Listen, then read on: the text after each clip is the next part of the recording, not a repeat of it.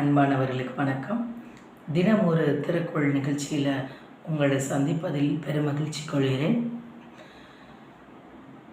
வாங்க திருக்குறள் போயிடலாம். இப்போ நம்ம பார்க்கக்கூடிய அதிகாரம் வான் சிறப்பு. திருக்குறள் எண் 13. விண் நின்று பொய்ப்பின் விரிநீர் வியனுலகத்து உள் நின்று உடற்றும் பசி.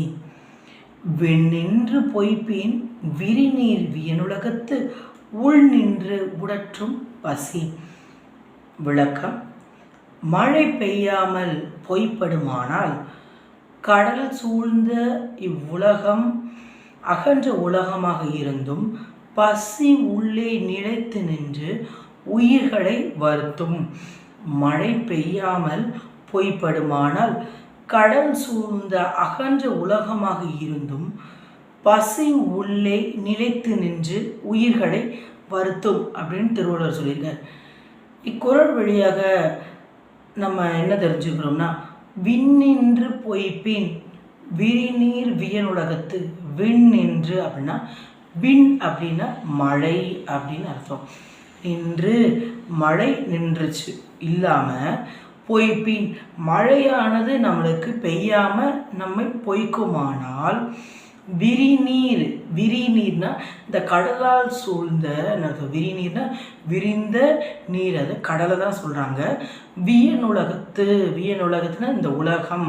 உலகத்தில் கடலால் சூழ்ந்த உலகத்தில் உள் நின்று உடற்றும் பசி. இந்த கடல் இருந்துமே உலக உயிர்கள் இவ்வுலகத்தில் ரொம்ப பசியால் வாடிரும், உயிர்களை வருத்தும் அப்படின்னு திருவள்ளுவர் சொல்லியிருக்காரு.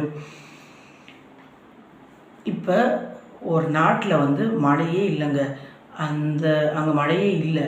அப்போ அங்கே இருக்கிற மக்கள்லாம் எப்படி இருப்பாங்க? பசி பட்டினியால் வாடி இருப்பாங்க. அங்கே மரங்கள், தாவரங்கள், பயிர்கள் எல்லாமே வாடி போய் கருகி போயிருக்கு. அங்கே எதுவுமே விளைவிக்க முடியாத சூழ்நிலை தான் அந்த நாட்டில் இருக்குது. அப்போ மழை இல்லைன்னா நம்மளால் ஒன்றுமே செய்ய முடியாது. ஒரு நாளைக்கு அந்த நாட்டில் மழை பெய்யுது, நல்ல மழை பெய்யுது. அங்கே இருக்க மக்களுக்குலாம் அவ்வளோ சந்தோஷமாக இருக்குது. அங்கே இருக்கிற தண்ணி, அந்த மழை தண்ணியை அவங்க சேமித்து வைக்கிறாங்க.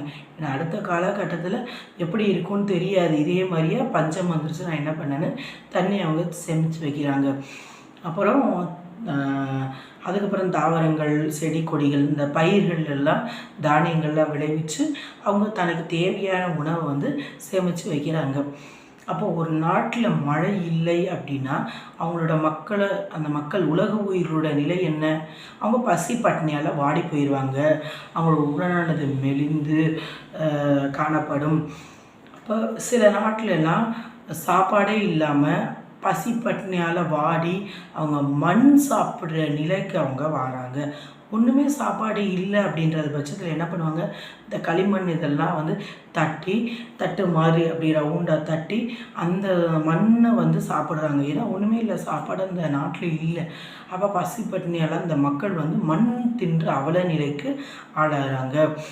அப்போ இது மூலமாக இந்த திருக்குறள் வழியாக திருவள்ளுவர் என்ன சொல்கிறாருன்னா, விண்ணின்று பொய்ப்பின் விரிநீர் வியனுலகத்து உள் நின்று உடற்றும் பசி.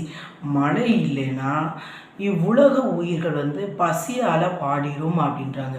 மழையானது இல்லைன்னா உலக உயிர்கள் பசியால் வாடிரும்.